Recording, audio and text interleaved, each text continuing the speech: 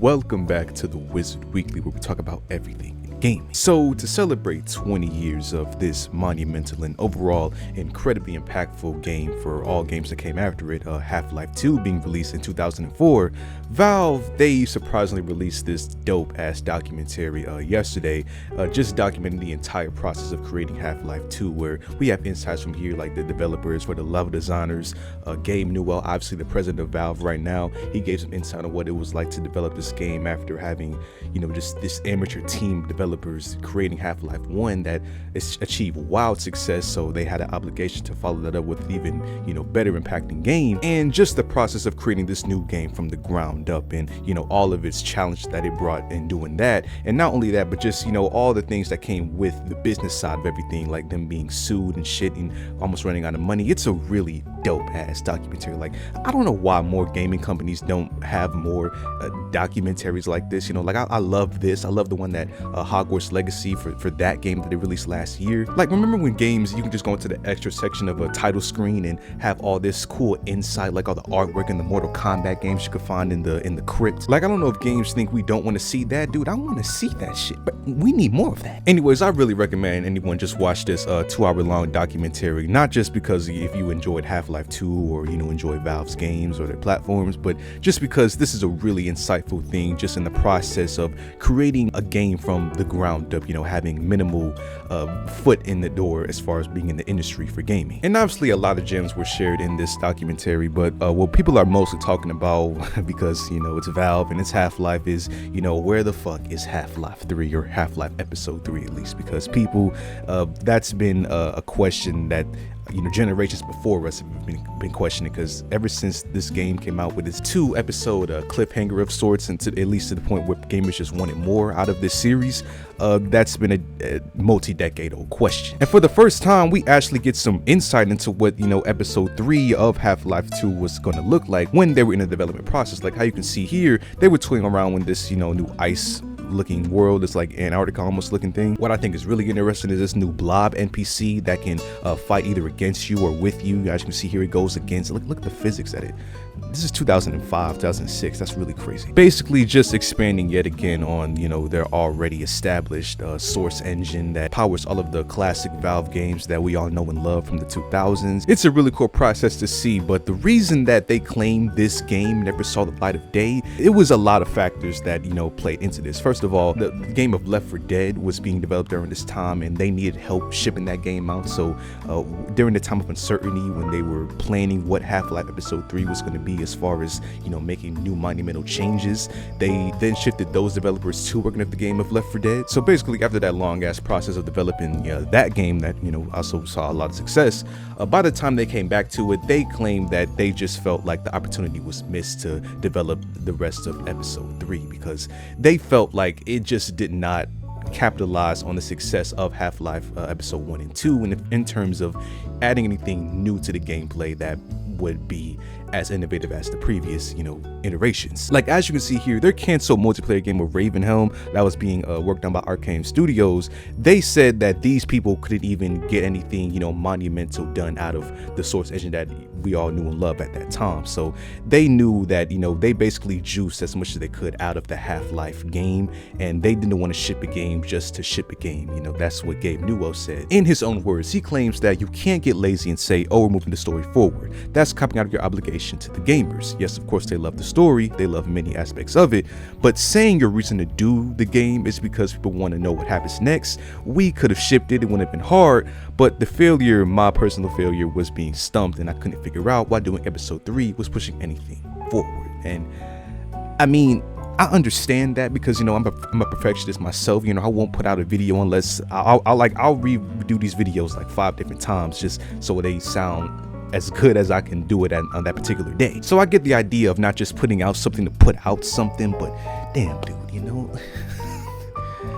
we still would have played the shit. I know I would have, at least, because even though I grew up watching people in my early days of being on the internet, watching people play Half-Life 2 and shit, watching the Let's Plays, I only recently played the game for myself, just to have that experience, because I just recently played the first Half-Life, and I've started playing Half-Life 2 like was about 4 or 5 months ago. And I know it doesn't technically count, but 2016, 2017, when I first got into PC gaming, the only games that I had at that time were Garry's Mod and Sims 4. So I was very familiar with the source engine before I even, was really extremely familiar with the source material. But yeah, Gabe, by the end of this documentary, he basically just leaves it all up in speculation as to what the future of the Half-Life series is. Obviously, we got the 2020 VR rendition of Half-Life Alyx, when being in the POV of one of the most pivotal characters in the storyline. But I think it's pretty obvious that Valve as a company, they've long since moved on to better, bigger, better things. Obviously, we have all of these IPs that came after Half-Life, Team Fortress 2, freaking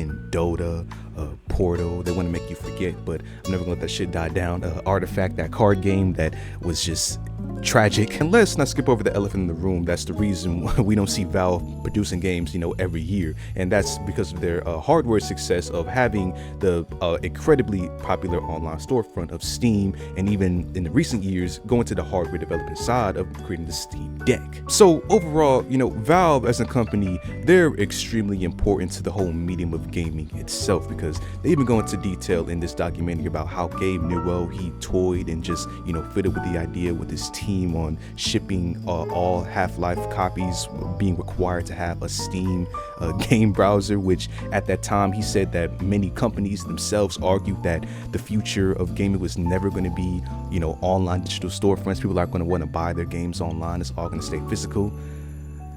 We all saw how that shit happened. So just being ahead of the curve and always trying to revolutionize gaming is one of the reasons that we have so much respect for this company, even if we don't always like all the decisions. So I just found this all dope as hell. And moving on, I don't think that anyone is, unaware of what time of the year it is, with all this propaganda for you to spend the most amount of money on food, gifts you don't really need, and just as much LEDs that you can put on your porch front to enhance your light bill as possible. But it's all for the sake of being lured in by the traditional price cuts that we see on all of our favorite consumer goods, which luckily it was recently leaked that over in the European cities, hopefully to be translated over to the US sometime soon, that the PlayStation 5 is going to be getting a substantial price cut, both the slim and digital models. Now this comes after the now deleted, because it was shared prematurely, that the PlayStation 5 and over here in the United States, the digital version is going to be getting a $70 price cut until Christmas. So it's going to be retailing at $379, which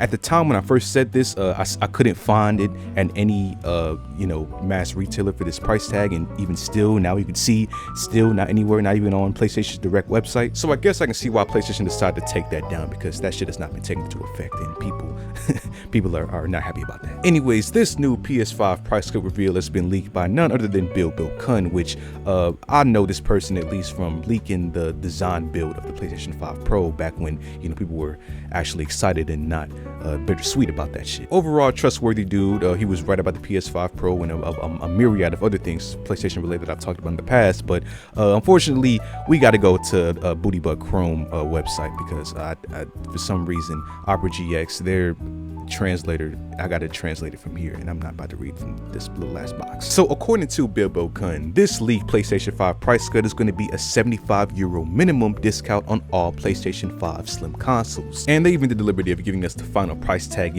after that €75 discount. See here, the PS5 standard going from $549 to $474, the digital going from $449 to $374, and the same respective changes to the Fortnite Cobalt Star console pack-in, which is basically just this Fortnite skin that comes with the game, and these exclusive skins. I think that's even, was that a Lego game? I don't know what the hell this is. I guess Fortnite is still a prevalent thing. I'm not hating on it. I don't give a shit about Fortnite. So I guess I am hating on it. I just lied to you. He claims that these price cuts are only going to last from November 22nd to December 12th of this year. And unfortunately, like I said, this is only for the European cities because it's going off of euros, but hopefully this translate over to the US, because I don't see why the hell it would not, especially, we all know PlayStation love to capitalize on getting as many people buying shit as possible. And the respective 75 euros to United States dollar translation is around $80. So whether they stick to, you know, this same translation, or maybe you change it a little bit, maybe make it a little less, maybe a little more, is yet to see. But as cool as it is for us likely to see this price cut in these European cities, unfortunately, it's not going to be as substantial, or I doubt it'd be as substantial as it would for the United States version of the PlayStation 5, because if you guys remember back a couple of years, Europe, UK, Japan, China, Australia, Mexico, and Canada, they all a couple of years ago got a pretty substantial PlayStation 5 price increase due to limited components that builds the console in those regions. So unfortunately, these guys, even though this deal is obviously better than paying the base price tag in the United States, our market is still able to benefit from the fact that the PlayStation 5 has yet to change from that base price tag that we got back in 2020, unlike these obviously other markets. So that's hella unfortunate, but you know, the way that everything in the world is going, I wouldn't be surprised if we got a base PlayStation 5 price increase anytime soon, even, you know, mid-gen into the PlayStation 5, because, you know, who would be surprised at that point? Either way, these leaks are pretty cool and expected. Hopefully, like I said, it translates over to the United States, but to wait and see on that. And lastly for today, I wanted to talk about possibly some bad news for any Russian gamers that are excited as I am for the upcoming game of Stalker 2 to be released early next year. Now, Stalker, this franchise is set in a likely sometime in the near future possible world of, you know, post-nuclear fallout and shit. And while my only experience with GSC World's developed experience of the Stalker series is with the first game being the 2007 release of Stalker, this game I feel like is one of those games that really captures just the overall like fear and eeriness of being alone in this vast plain of land that's, you know, you don't know what the hell anything is going on, who you can trust, who you can't trust, and just, you know, a realistic ass shooter, because I love realistic shooters until they get online. That's when it gets cancer. But yeah, not only am I really excited for Stalker 2, but I've also been really invested in the development process of this game, because GSC World, their studios are based in Ukraine, and, you know, unfortunately, I don't like talking about politics and shit on here because, you know, this is all about gaming, but when really tragic shit happens in the world, it's kind of hard to not know about it. And unfortunately, Ukraine has just been in a really weird spot for the past couple of years with the whole wars and shit going on. So the developers, they just document their whole process of having to deal with family members and their team having losses, the team themselves being out of places with power. So, you know, they had to hook up power generators just to work on the game. It was a really stressful time and uncertain time. Even some people had to go and fight in the war, unfortunately. So Stalker 2 has been delayed a numerous amount of times for that reason, among with other like you know, outside development reasons. So it's just been a really ongoing, interesting thing for GSC World to be going through, which is pretty ironic when you all think about it, because this is a war-torn game and, you know, they're developing in a war-torn city. But where this other string of bad news comes is the fact that the game, it might, as you can see, you probably already read it already, but it might be banned in Russia, since Russian officials have stated that since the game may have these what is it they claim here? Yeah, if they find extremism, justification in terrorism, incitement of ethnic hatred, if any of that's found in the game, they could be liable to abandon the country and even face criminal charges, which is really sad. Living in the United States my entire life, really just knowing what goes on, you know, here, even though the government is not a saint in, you know, any means necessary, you know, they've done a lot of censorship shit in the past and sometimes in the present. It's kind of fascinating what we see works of art, no matter if it paints the government in a good or bad light,